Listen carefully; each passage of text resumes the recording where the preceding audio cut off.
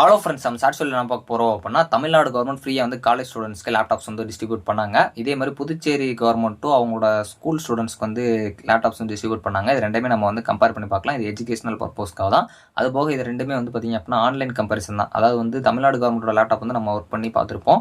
So இது போக வந்து நம்ம புதுச்சேரி கவர்மெண்ட்டோட லேப்டாப் வந்து அன்பாக்ஸ் பண்ணுறதை பார்க்கலாம். அது போக அதை வச்சு அந்த ஸ்பெக்ஸ் எல்லாம் வச்சு நான் உங்களுக்கு கம்பேர் பண்ணி சொல்கிறேன். ஃபஸ்ட்டு இந்த லேப்டாப் பொறுத்த வரைக்கும் பார்த்திங்க அப்படின்னா உங்களுக்கு காமனாக, அதாவது நார்மலாக எப்படி இருக்கும் அந்த மாதிரி தான் இருக்குது. ஸோ அந்த கீபோர்ட்ஸ் எல்லாமே நம்மளோட அந்த ஏசரோட லேப்டாப்ஸ் மாதிரி தான் இருக்குது. அவங்களோட ஃப்ரண்ட் லோகோ வந்து கொடுத்துருக்காங்க. ஸோ இதில் வந்து லெஃப்ட் சைடு தான் ஆன் பண்ணுற பட்டன் மாதிரி இருக்குது.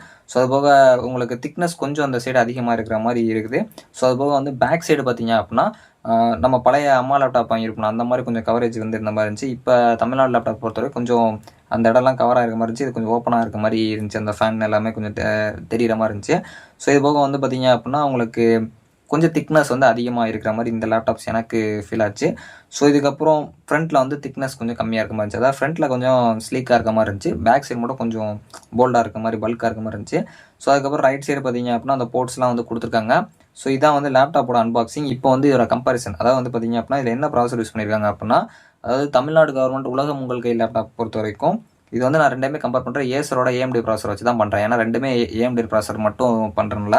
ஸோ வந்து ஸ்டோரேஜ் பொறுத்த வரைக்கும் 238 GB, அதாவது உலகம் உங்கள் கை லேப்டாப்பில்.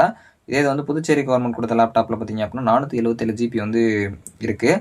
ஸோ இதுக்கப்புறம் கிராஃபிக்ஸ் கார்டு போட்ட வரைக்கும் கிட்டத்தட்ட சேம் தான். அதாவது நம்ம இதில் பொறுத்தவரைக்கும் தமிழ்நாடு கவர்மெண்ட் வந்து 489 MB.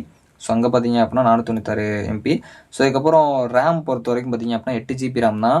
ஸோ அங்கே வந்து பார்த்திங்க அப்படின்னா 16 GB ரேம் கொஞ்சம் அதிகமாக இருக்குது.